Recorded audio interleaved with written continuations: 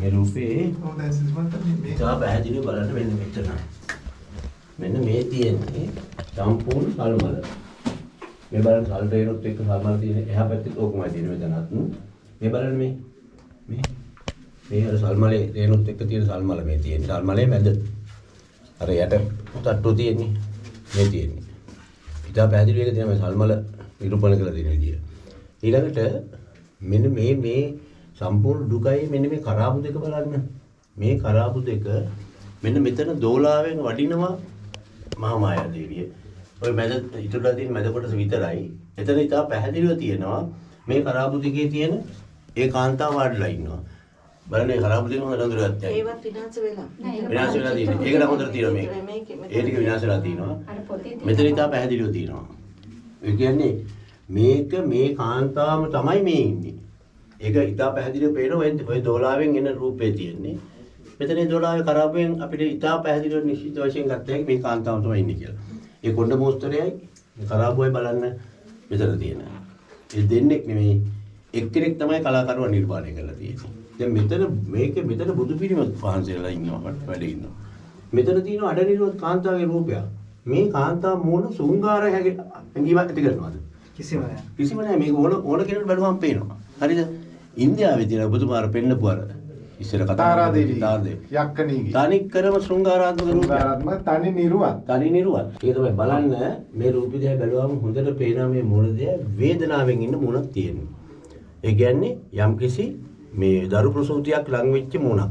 මේකේ කිසිම ශෘංගාරාත්මක හැඟීමක් ඇති වෙන විදිහෙන් නෙමෙයි කලාකාරය නිර්මාණය කරලා තියෙන්නේ. ඒකම හැම ඇඳුම් ආයිත්තම් දිහා බලන්න මේ රජ බිසවක් රජ කාන්තාවක් කියන එක. මෙන්න මේ බොහොම ටිකක් විතරක් නිර්වත් කරලා තියෙනවා මේ ප්‍රසූති අවස්ථාව වෙන්නීම සඳහා. අර සිසමත දැන් මේ සැලලිනි සංදේශයේ තියෙන අර බඳපටිය ගැන මේ කලාව ඒ වගේ එකක් තමයි මේ තියෙන්නේ.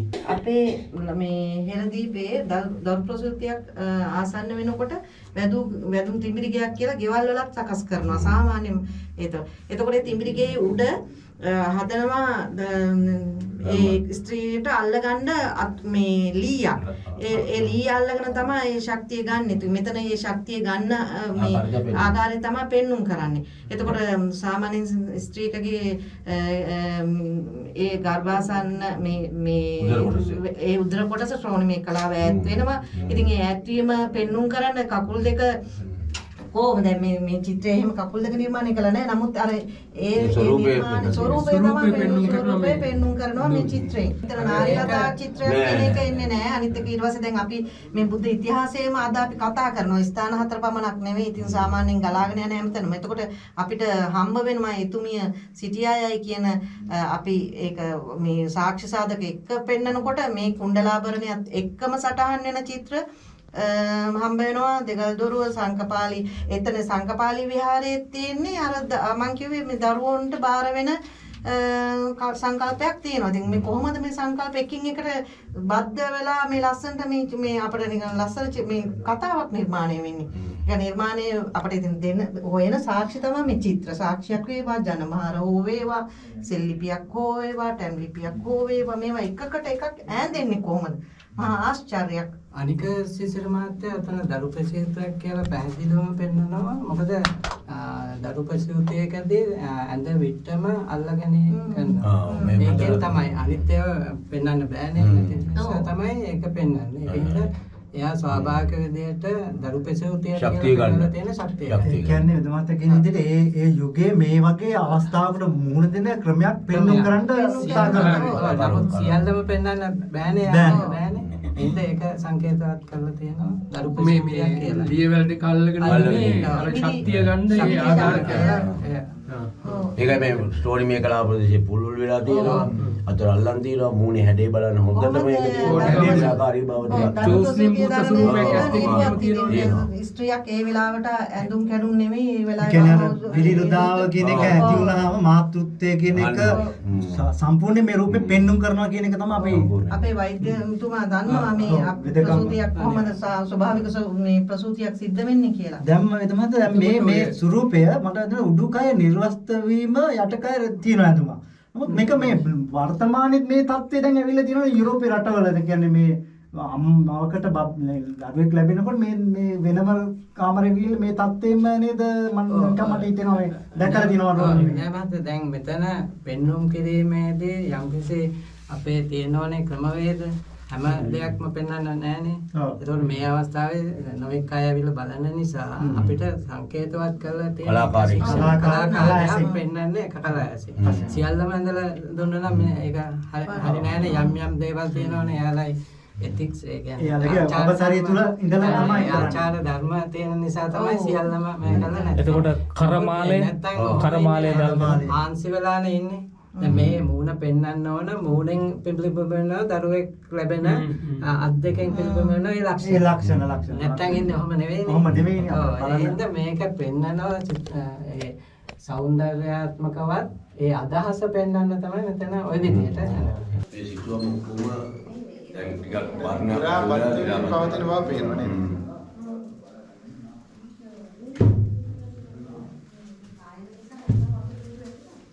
මේ චිත්‍ර කොහොමද මේ ඇටි වගේ මතුවලා විනාශ වෙලා තියෙන්නේ. විනාශ වෙගෙන යනකොට බොහොම ටිකයි තියෙන්නේ. මේවට ඇත්තටම වගකීම්තුන්ගේ අවධානය යොමු වෙලා මේවා සංරක්ෂණය විය යුතුයි. එසේ නොවුනොත් අනාගත පරපුරට මුකුත් බලා ගන්න හම්බ වෙන්නේ නැහැ. ඔය සිසිල් මහත්තයා මේක මේ වැඩියෙන්ම තියෙන දක්වලා තියෙන තැන්වල මේ කැකුළු මලක් තමයි පෙන්වන්නේ. මේ හැම තැනකම මගේ චිත්‍රවල ඒකට හේතුවක් ඒක උත්පත්තිය. මේ මෑත කාලේදී මේ කතාව මතු වුණාට පස්සේ මෙතන චිත්‍ර තිබුණා. ඔව්. පස්සේ මේ හිතනම විනාශ කරපු මේ ඊට පස්සේ තමයි මේ CCTV මම දන්නේ මොකද්ද වෙලා තියෙන්නේ කොහොමද මේ ලොකුවට විනාශ වෙගෙන යනවා. විනාශයක් කරලා තිබුණා කවුරු හරි ඇතුළට ඇවිල්ලා. මේක මතු වුණාට පස්සේ කැකුළු මල් දෙක පොඩි පිපෙන මල. පිපෙන මල් දෙක. මේක උපත සිදුවෙච්ච තැන විපත පරිණාමය සිද්ධ ඒක පර වෙච්ච මල. ඒකම තමයි ඒකම පර වෙච්ච ඒ කියන්නේ කලාකාරයා ඒවා නිරූපණය මේවා මේවා ආගුණ මාධ්‍යයේ නිරූපණ නෙමෙයි. ඔව් ආගුණ ඒක අවුරුදු 2000කට විතර අවුරුදු 1000කට පස්සේ වෙන්නේ අඳින්න නැත්තේ. නමුත් මේ කතාව ඒගොල්ලෝ දැනගෙන තියෙනවා. මෙතන තිබුණා සුද්ධෝදන රජතුමාගේ මහාමායා දේවියගේ කළුවර ලීයෙන් කරපු පිළිම දෙකක් මම හිතන්නේ උන්වහන්සේ මේ වගේ විනාශ කරන නිසා පරිස්සමට අරන් තියන්නේ නැති පහළ ඇති මේ විහාරේ අපි යන ගමන් බලමු මේ ඒ දෙක චිත්‍රයට නගලා තිබිච්ච චිත්‍රයේ තිබුණා මෑතක් වෙනතුරු බඹරගල අත්තන හැරෙන තැන බෝඩ් එකෙත් තිබුණේ ඒකමයි ඒ දෙක අයින් කරලා තියෙනවා ඇති මොකද මේ විනාශ කරන්න සූදානම් කරන නිසා ඉතින් ඇයි මෙහෙම මේක මේ බලෙන්ම මක්කල් කප්පම මෙතන මේ පොඩි සංරක්ෂණ උපායක් තමයි යොදලා තියෙන්නේ මේක මැටි යහට ව්‍යාප්ත වෙන්නේ නැති වෙන්නේ කැඩි කැඩි යන්නේ නැති වෙන්නේ ඒගොල්ලෝ පුරවලා තියෙනවා නමුත් මේක මම දන්නේ නැහැ ඩැමේජ් කරපු බව පේන්නේ නැහැ නේද අර ස්වභාවික කාදනයකට ලක් කරලා ගැලවෙන්නේ මේ ගලට උඩින් මැටි යටට දාලා මේවා යන්න ඕන එක විදිහකට නෑ නෑ ඒ ඩැමේජ් වෙච්ච එක රකියා ගන්න තමයි මේක කරලා තියෙන්නේ ව්‍යාප්ත වෙන්නේ නැති ව්‍යාප්ත වෙන්නේ නැන්ද මෙහෙම තිබුණේ නෑ දැනට අවුරුදු දෙකකට කලින් මේ ලොකු මේ යාලා ලැහැස්ති වුණා ඇත්තටම විරුද්ධය මේක නැතිනාස්ති කරන්න ඊට පස්සේ තමයි මම හිතන්නේ කැමරා පද්ධතියම හයි කරලා තියෙන්නේ එනකොට ටිකක් පරිස්සම් මේ ඒ වකවාන වෙනකොට මේවා රජ මාලිගාවල් එතකොට. ඔව් මේක රාජගෘහයක්. රාජගෘහයක්. ඒ කියන්නේ දැන් මේ පසු කාලිනෝනේ මේ චිත්‍ර ඇදලා තියෙන්නේ.